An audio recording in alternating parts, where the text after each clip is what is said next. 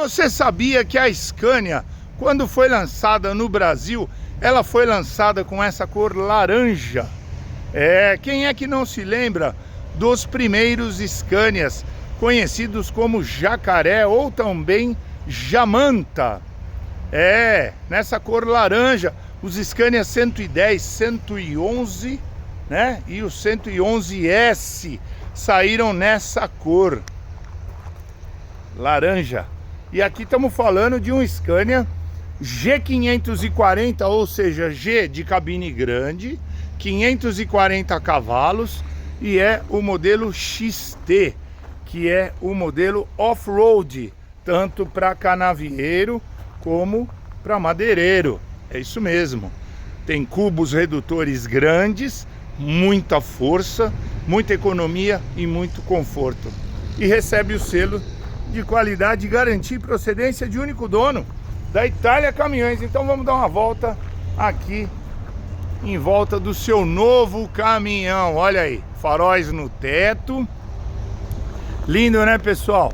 Pneus novos na dianteira. Ó, do outro lado vai dar pra ver melhor. Pneusada da tração também toda borrachuda. Olha pra isso. Olha aí. Ó, olha isso. Não precisa gastar nem um centavo com pneus.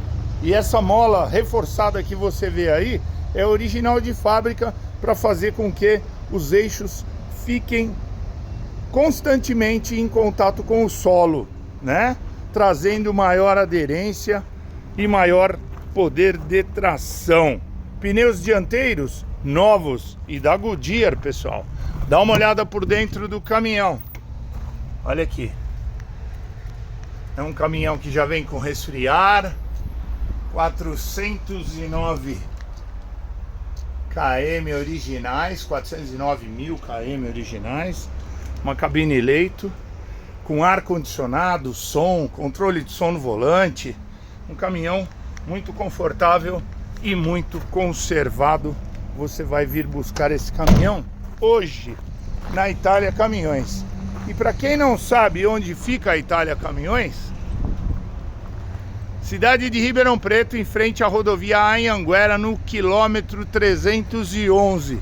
Então corre para a Itália Caminhões, porque a chave desse caminhão está na minha mão, aguardando você.